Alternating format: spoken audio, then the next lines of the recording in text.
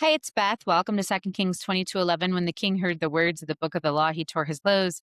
Reading the Bible to you in a year with Apocrypha. Today we are in Exodus chapters 16, 17, and 18.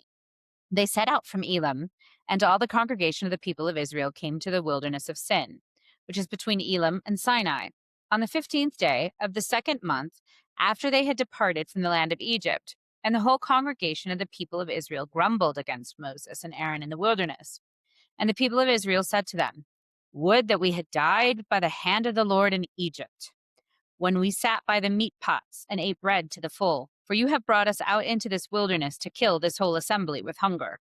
The Lord said to Moses, "Behold, I am about to rain bread from heaven for you, and the people shall go out and gather a day's portion every day, that I may test them, whether they will walk in my law or not.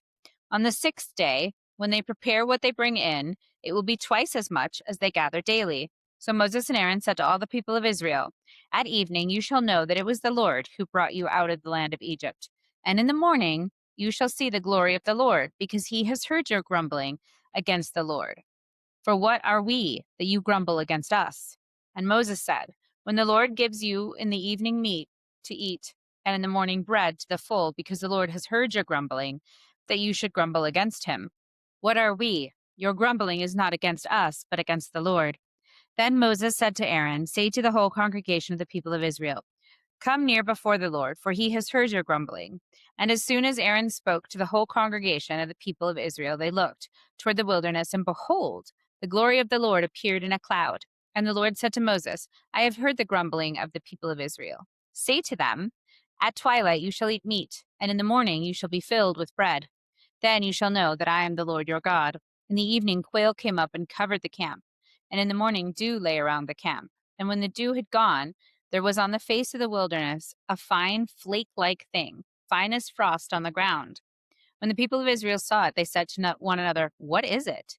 For they did not know what it was. And Moses said to them, "It is the bread that the Lord has given you to eat. This is what the Lord has commanded. Gather of it, each one of you, as much as he can eat. You shall take an omer, according to the number of persons that each of you has in his tent."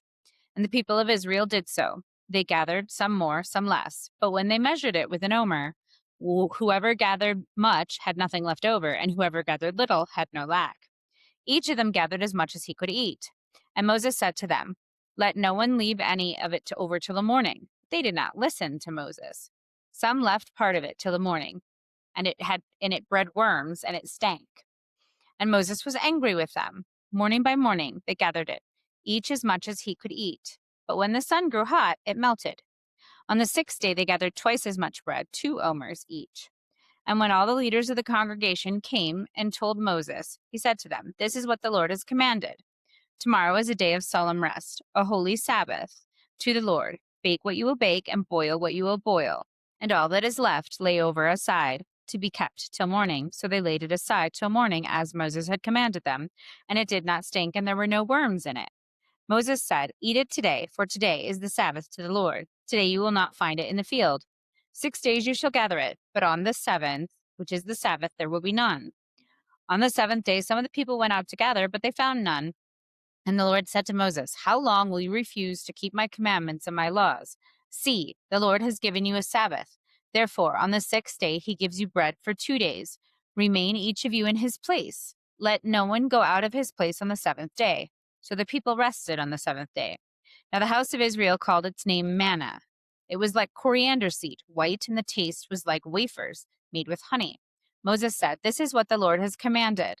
Let an omer of it be kept through your generations, so that they may see the bread with which I fed you in the wilderness when I brought you out of the land of Egypt." And Moses said to Aaron, "Take a jar and put an omer of manna in it, and place it before the Lord to be kept throughout your generations." As the Lord commanded Moses, so Aaron placed it before the testimony to be kept. The people of Israel ate manna 40 years, till they came to the habitable land. They ate manna till they came to the border of the land of Canaan. An omer is the 10th part of an ephah. All the congregation of the people of Israel moved on from the wilderness of Sin by stages, according to the commandment of the Lord, and camped at Rephidim. But there was no water for the people to drink. Therefore the people quarreled with Moses and said, "Give us water to drink." And Moses said to them, "Why do you quarrel with me? Why do you test the Lord? But the people thirsted there for water, and the people grumbled against Moses and said, "Why did you bring us up out of Egypt to kill us, and our children and our livestock with thirst?" So Moses cried to the Lord, "What shall I do with this people? They are almost ready to stone me." And the Lord said to Moses, "Pass on before the people, taking with you some of the elders of Israel, and take in your hand the staff with which you struck the Nile, and go. Behold, I will stand before you there on the rock at Horeb. And you shall strike the rock, and water shall come out of it, and the people will drink." And Moses did so in the sight of the elders of Israel. And he called out the name of the place Massah and Meribah, because of the quarreling of the people of Israel, and because they tested the Lord by saying, "Is the Lord among us or not?" Then Amalek came and fought with Israel at Rephidim. So Moses said to Joshua, "Choose for us men, and go out and fight with Amalek. Tomorrow I will stand on the top of the hill with the staff of God in my hand." So Joshua did as Moses told him, and fought with Amalek, while Moses, Aaron, and Hur went up to the top of the hill. Whenever Moses held up his hand, Israel prevailed, and whenever he lowered his hand, Amalek prevailed. But Moses' hands grew weary, so they took a stone and put it under him, and he sat on it, while Aaron and Hur held up his hands, one on one side, and the other on the other side. So his hands were steady until the going down of the sun, and Joshua overwhelmed Amalek and his people with the sword. Then the Lord said to Moses, "Write this as a memorial in a book, and recite it in the ears of Joshua, that I will utterly blot out the memory of Amalek from under heaven." And Moses built an altar and called the name of it, "The Lord is my banner," saying, "A hand upon the throne of the Lord. The Lord will have war with Amalek from generation to generation." Jethro, the priest of Midian, Moses' father-in-law, heard all that God had done for Moses and for Israel his people, how the Lord had brought Israel out of Egypt. Now Jethro, Moses' father-in-law, had taken Zipporah, Moses' wife, after he had sent her home, along with her two sons.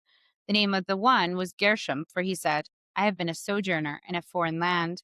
And the name of the other, Eleazar, for he said, "The God of my father was my help, and delivered me from the sword of Pharaoh." Jethro, Moses' father-in-law, came, and with his sons and his wife, to Moses in the wilderness, where he was encamped at the mountain of God. And when he sent word to Moses, "I, your father-in-law Jethro, am coming to you with your wife and her two sons with her," Moses went out to meet his father-in-law, and bowed down and kissed him. And they asked each other of their welfare, and went into the tent. Then Moses told his father-in-law all that the Lord had done to Pharaoh and to the Egyptians for Israel's sake, all the hardship that had come upon them all in the way, and how the Lord had delivered them. And Jethro rejoiced for all the good that the Lord had done to Israel, in that he had delivered them out of the hand of the Egyptians. Jethro said, "Blessed be the Lord, who has delivered you out of the hand of the Egyptians, and out of the hand of Pharaoh, and has delivered the people from under the hand of the Egyptians. Now I know that the Lord is greater than all gods, because in this affair they dealt arrogantly with the people." And Jethro, Moses' father-in-law, brought a burnt offering and sacrifices to God. And Aaron came with all the elders of Israel to eat bread with Moses' father-in-law before God. The next day Moses sat to judge the people, and the people stood around Moses from morning till evening. When Moses' father-in-law saw all that he was doing for the people, he said, "What is this that you are doing for the people? Why do you sit alone, and all the people stand around you from morning till evening?" And Moses said to his father-in-law, "Because the people come to me to inquire of God. When they have a dispute, they come to me, and I decide between one person and another, and I make them known the statutes of God and his laws." Moses' father-in-law said to him, "What you are doing is not good. You and the people with you will certainly wear yourselves out, for the thing is too heavy for you. You are not able to do it alone. Now obey my voice. I will give you advice, and God be with you. You shall represent the people before God and bring their cases to God, and you shall warn them about the statutes and the laws, and make them known the way in which they must walk and what they must do. Moreover, look for able men from all the people, men who fear God, who are trustworthy and hate a bribe, and place such men over the people as chiefs of thousands, of hundreds, of fifties, and of tens. Let them judge the people at all times. Every great matter they shall bring to you, but any small matter they shall decide themselves. So it will be easier for you, and they will bear the burden with you. If you do this, God will direct you. You will be able to endure, and all this people also will go to their place in peace." So Moses listened to the voice of his father-in-law and did all that he had said. Moses chose able men out of all Israel and made them heads over the people, chiefs of thousands, of hundreds, of fifties, and of tens. And they judged the people at all times. Any hard case they brought to Moses, but any small matter they decided themselves. Then Moses let his father-in-law depart, and he went away to his own country. The book of Matthew, chapter 14, verse 22 to 36. Immediately he made the disciples get into the boat and go before him to the other side, while he dismissed the crowds. And after he dismissed the crowds, he went up on the mountain by himself to pray. When evening came, he was there alone. But the boat by this time was a long way away from the land, beaten by the waves, for the wind was against them. And in the fourth watch of the night, he came to them, walking on the sea. But when the disciples saw him walking on the sea, they were terrified and said, "It is a ghost!" And they cried out in fear. But immediately Jesus spoke to them, saying, "Take heart, it is I. Do not be afraid." And Peter answered him, "Lord, if it is you, command me to come to you onto the sea." He said, "Come." So Peter got out of the boat and walked on the water and came to Jesus. But when he saw the wind, he was afraid, and beginning to sink, he cried out, "Lord, save me!" Jesus immediately reached out his hand and took hold of him, saying to him, "O you of little faith, why did you doubt?" And when they got into the boat, the wind ceased.